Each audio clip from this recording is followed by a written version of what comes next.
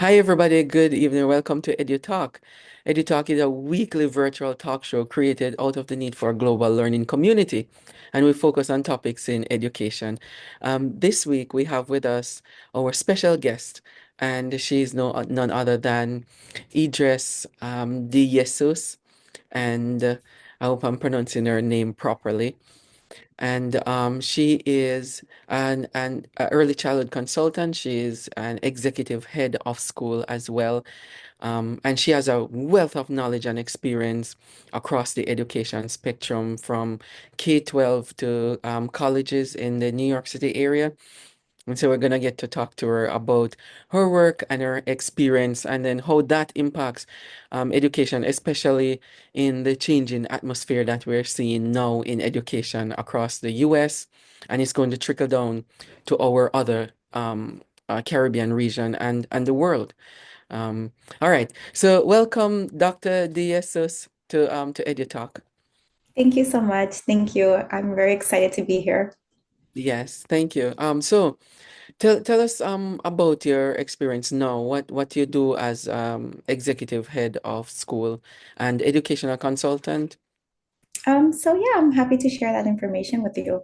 Right now, I am the executive head of school of a brand new preschool that is located in Union Square on 14th Street. So we are still currently working on opening our doors, and it will be a trilingual preschool setting where the students are going to be really excited to learn not only language, which is English, Spanish, and Mandarin, but also we will be imparting these skill sets through art. So children really learn a lot hands-on. They're able to focus on learning in different ways. In that space, we are working closely with educators to help us create a trilingual learning environment. In terms of educational consulting, well, I'm very passionate about early childhood and every aspect in terms of not only just regular education, but also special education and giftedness. Mhm. Oh, wow. So, since you mentioned the school and it's new, a lot of people always ask us if I can start a school and have, bubbling with ideas about what do I focus on.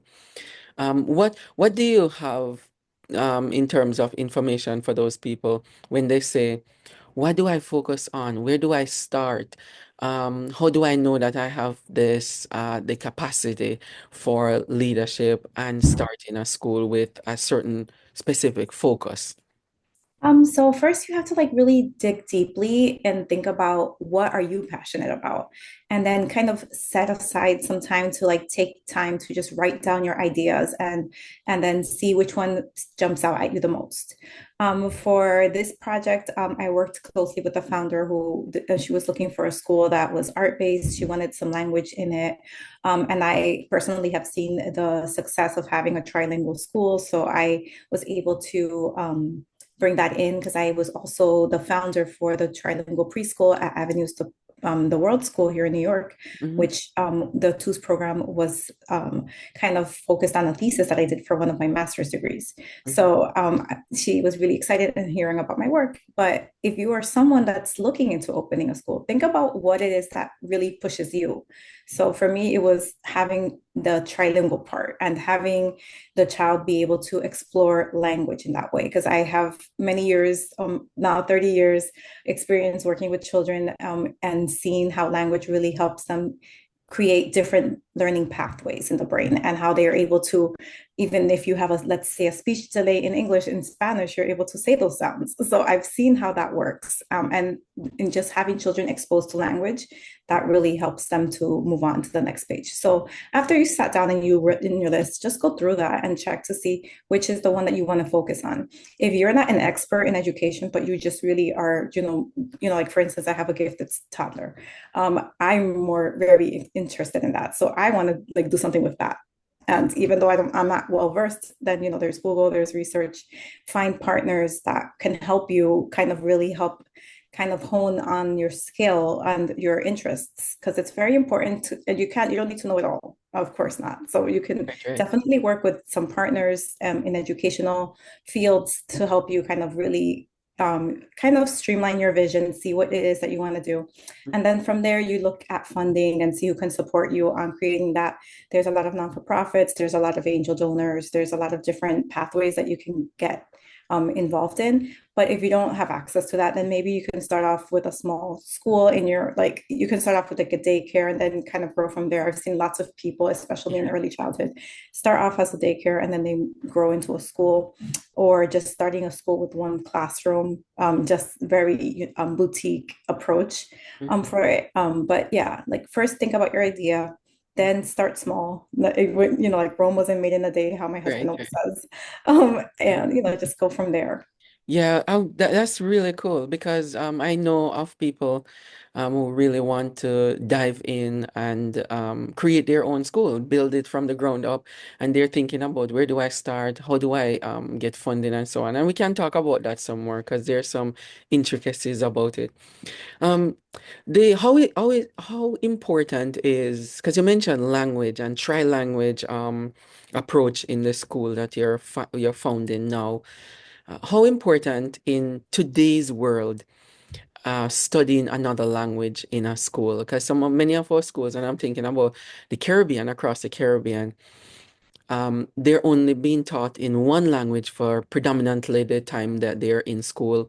And if they're in what do you say now? If they're getting a different language being taught in that school, it's usually 30 minutes maybe per day. And Mhm. then it's not an immersion program. So they're not getting the benefit of the language. So how important is learning a second language in today's economy, today's world? It just makes the child be more fluent in, like in their future. So you have to not think about it as today's importance, but is that child going to be marketable in the future? So if I only know English, for instance, then, like I can go to different places. But let's say I'm in Europe, like maybe I need French, maybe I need Dutch, maybe I need Italian. So it's very important to be teaching children, and especially at an early childhood like date, because if you're gonna start 30 minutes here in school, like, and I went to school in the Caribbean and they taught us English as, like a class. Yeah. And I was like, whatever you learned in your class is not going to be enough to like really help you in the future. So you really need to think about how you are going to implement language in the classrooms. For me, I know that children need to be exposed to it as soon as possible. A lot of people have conflicting thoughts on that, because they think that children, oh no, they're still not speaking in their native language. Why am I going to teach them a new one? Mm. And to be honest, that's the most important part. You do have to teach them the second language at the same time. So it becomes, like code switching. I Yeah. see you speak English and I can talk to you in English, but then the person next to you speaks in Spanish and I already know Spanish. So I'm going to be Yeah. able to speak to you. And Right. children learn, and adults, everyone learns the language first listening to it. And Mhm. then you speak and then you read. And that's not the way that things are taught in school. They give you a workbook. Here you go, write the verb to be. Like that doesn't do anything for you. You have to be exposed to the language really young. So Mhm. that way you're able to say it and understand it in your brain. And then now I'm ready to write a sentence about it. And Mhm. even as an adult, because when I opened the trilingual program in Avenues, I was in the classroom because it was a pilot program. So we had to really sit down and be the ones teaching it to make sure it makes sense. Mhm. So I was in the classroom with the kids. There were 2 year olds, and there was the Mandarin teacher. And I have to say, like, I learned a ton of Mandarin just hearing her talk, hearing Yeah. the songs, and I'm an adult. So Wow. that's the same way everyone learns language, is Yeah. through the hearing first. So I Yeah. would say that if, like you're thinking about opening your school, like, and you want to do language, make sure that they have a substantial part of their day, or even think about having one teacher that speaks one language and one teacher that speaks the other language together in the classroom, because that would be the best way for the children to not hear only academic language, but also colloquial language, because you might be leading the class that day, but then the other teacher's supporting. And Yeah. then she'll be able to like tell you like, okay, so if you need more water or something, you have to ask your friends. How do you say that? Mas Yeah. agua, por favor, or Yeah. something like that. And then they'll be able to be exposed to both kinds of language. Mhm. So yeah, Yeah. definitely it's important. Yeah, I experienced when I came to the US as an adult, I experienced immersion program. I thought that was really fascinating because as you said, the exposure, and because you're not in those countries, you want to be able to experience the language in a type of culture. Um, Exactly. and you hit it on the nail on the head with the idea of immersion is to understand the language, and in order to understand the language you really have to build it around culture, because language is developed in culture. It's not just isolated on the words alone, it's culture. 100%. Yeah. It's not A only the lot, classroom. yeah, a lot of people will say, oh, I can speak it, but I have to learn the accent, because even when I travel to Europe and so on and I speak Spanish or French, they still don't understand what I'm saying unless I curve the words in a way that is cultural. So language, yeah, the words are cultural themselves. And you see, that wouldn't happen if you started early because you Yeah, don't have those accent problems. yeah, You'll be able to talk perfectly. yeah, it's true. Um, Tell us a little bit about the program you started, because I saw where in your background with Avenues, and Avenues is now full play. Is it full pledge immersion programs going on in Avenues? Avenues, by the way, everybody, is it's an in independent school in New York City. So it's a, you can look it up. It's a type of school. It Avenues is a type of independent school. Yeah, tell us about the immersion program, because language immersion is super important. Every school does immersion in a little bit of a different way. You Mm, could decide what kind of immersion program you want, like if it's full immersion, 50% immersion, or if immersion happens, gradually. So it depends on the school. mhm, Avenues, they had a 50-50 model, and they would do one day in one language, one day in the other. However, since they decided to also expand their locations. So they have one in Brazil and they have one in China. mhm, So they also do like different types of immersion. So like the one in Brazil is half immersion in like in Portuguese and they have like English. And the one in China is obviously Chinese and mhm, English. So the models depend on like what kinds of teachers and what model you decide. mhm. And it will be that one day they'll teach in one language and the next day they'll teach in the next one. And they go back and forth that way. They started a new program with was something like the way I explained to you before, where there's one teacher of one language and one teacher in the other language, so they don't have to be switching Yeah, classrooms or yeah. anything like that. They stay in that classroom, self-contained, with the both languages just flowing seamlessly. Mhm. And I was actually there a few weeks ago, and I was able to see how that worked. Especially, it's very noticeable in the Mandarin classroom where you would see that the teacher starts something in English and then she'll continue in Mandarin, and then they do work side by side. So they start their story, they might draw a picture and label it in English, and then they start writing their sentence structures in Pinyin or in Mandarin characters. Yeah, yeah, And so you'll see the children be able to use both of them interchangeably in that way, because it's like they're always going back and forth, which kind yeah. of helps with the bilingual piece. Personally, I think that also just being immersed in a language makes most sense.